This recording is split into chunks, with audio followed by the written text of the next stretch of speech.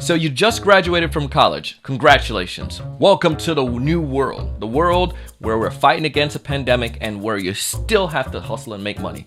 But how do you stand out from your competition? This was a question that was posed to me by a recent college graduate. He was trying to figure out, listen, Donald, I'm getting people from different industries who are going after the same prospect, and the prospect right now is trying to hide from everybody. But what do I do? What do I say to make myself different? And in this episode, I'm going to share with you about 3 or 4 things I feel that are the top things that will help you to stand out from your competition. Yeah, you're going to love this one.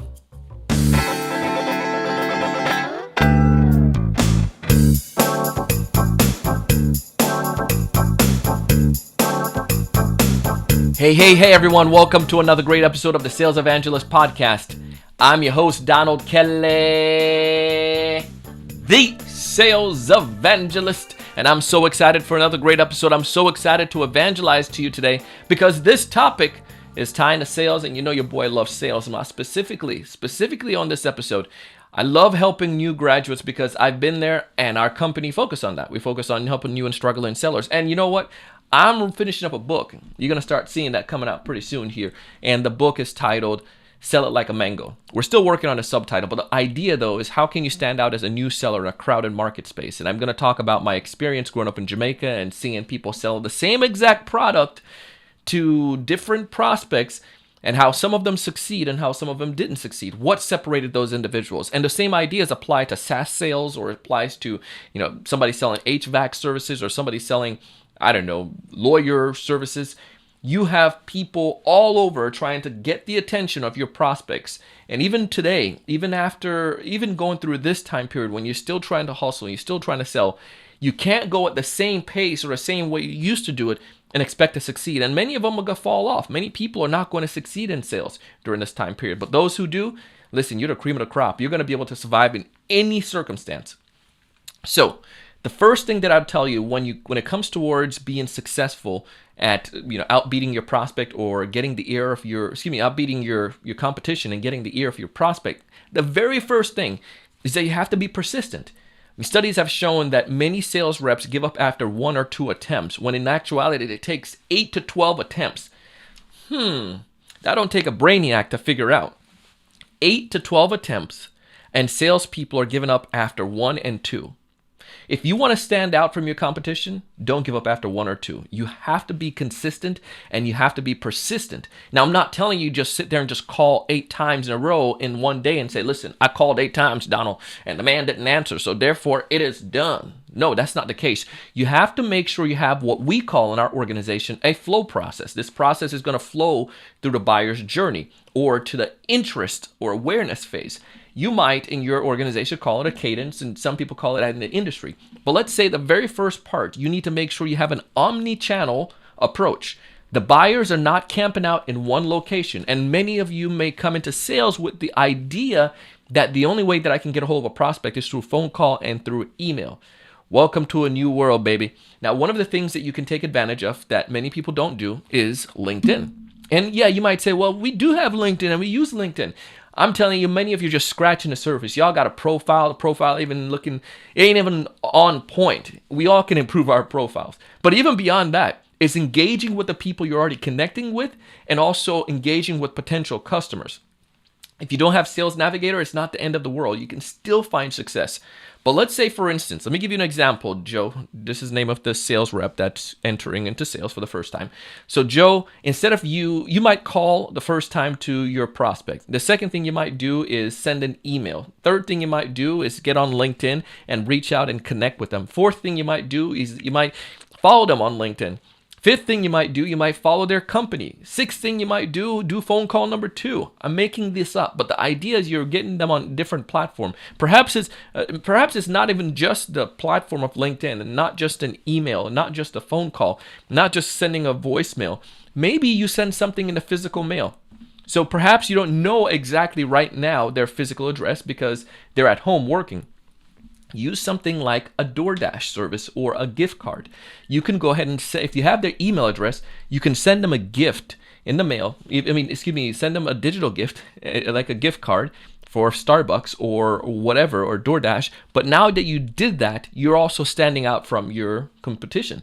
That's a different way that you can do that. And I'll get to that in a second. But the whole concept here is that you have to be persistent, but you have to be persistent in the omnichannel and try to get them on different approaches. And whatever company you go into, I hope that they have some kind of flow or cadence process that you can follow. So that's the very first thing, but you got to stick to it all the way out. The second thing that I'll tell you, I kind of alluded to, is that you have to personalize.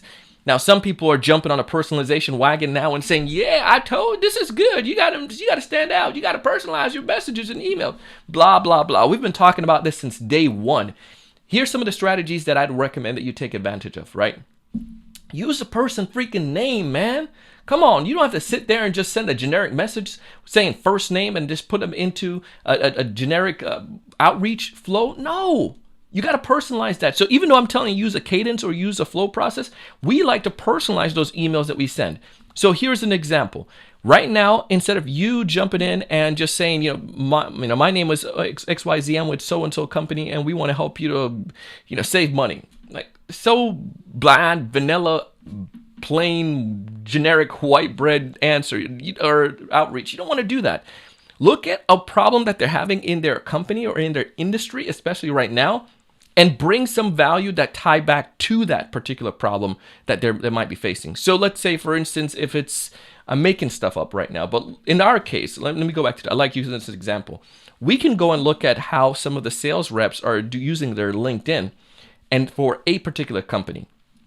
We can easily find that on their company profile, and then you can actually find the individual, and then you can see the activities that the individual is doing on LinkedIn. We could then use a message to send to a sales leader or manager and say, hey, Joe, I'm, blah, blah, blah stat about LinkedIn performance, especially during challenging times. I noticed that your sales reps are not taking advantage of LinkedIn. Out of curiosity, any reason why that's the case? I'm personalizing it towards him as opposed to saying we help salespeople utilize social media to succeed. You see the difference there? Personalize the message to him. Now, here's a way I can take it to a whole nother level, because many of the competition is not doing this. Send a video. Send a video. You don't have to worry. I'm selling from my house. Listen, everybody's selling from their house these days.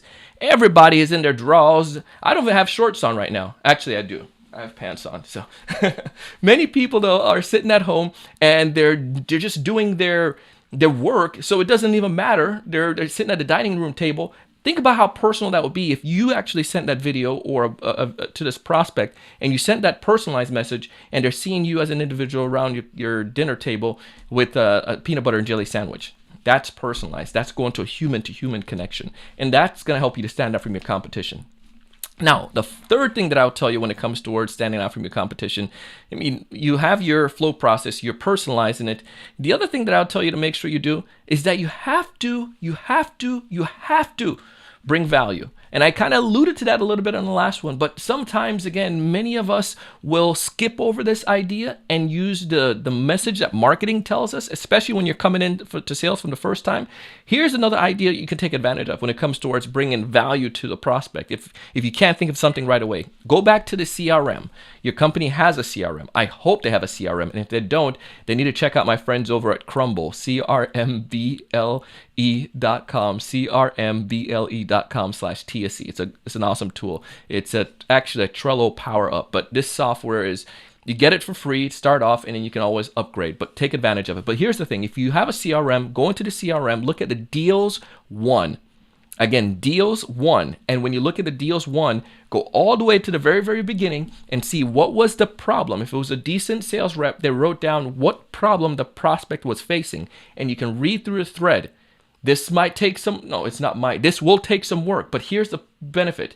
You're coming to the table armed, understanding the issues that your current customers were facing, and it's the same issue that your prospects, new customers, will have faced or will potentially or continue to face right now and have no solution to.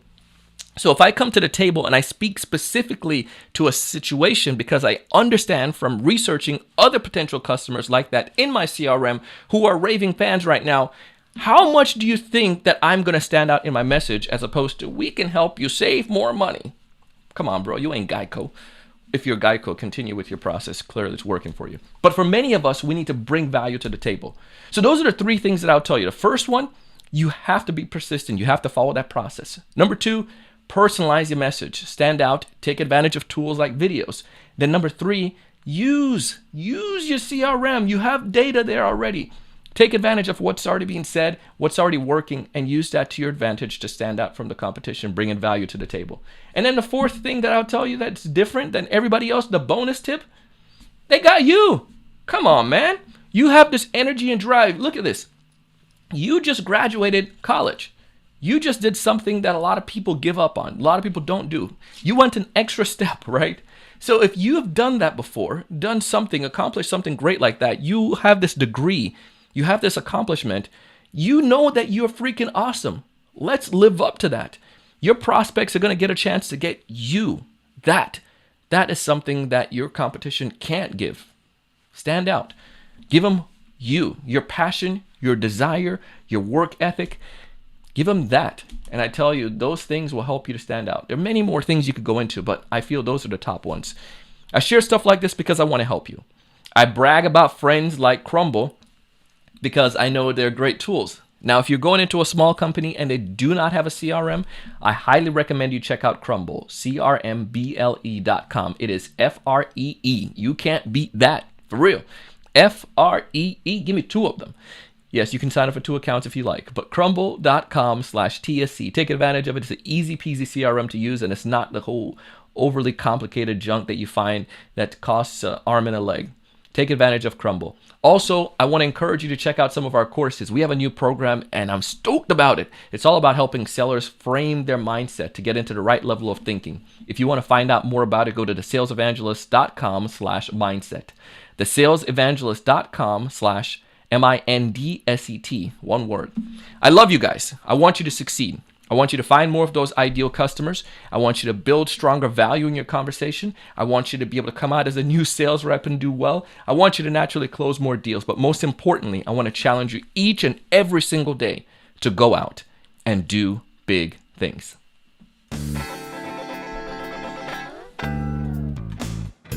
Hey, thanks so much for taking the time to watch this video today. If you enjoyed the content, I ask you to go ahead and hit that like button, that thumbs up at the bottom right-hand corner. Also, to make sure to subscribe if you haven't done so already. This way, we'll keep you up to date with all the latest sales strategies, latest tools, and things that are going to help you to not only find more prospects, but to close more deals. Thanks so much.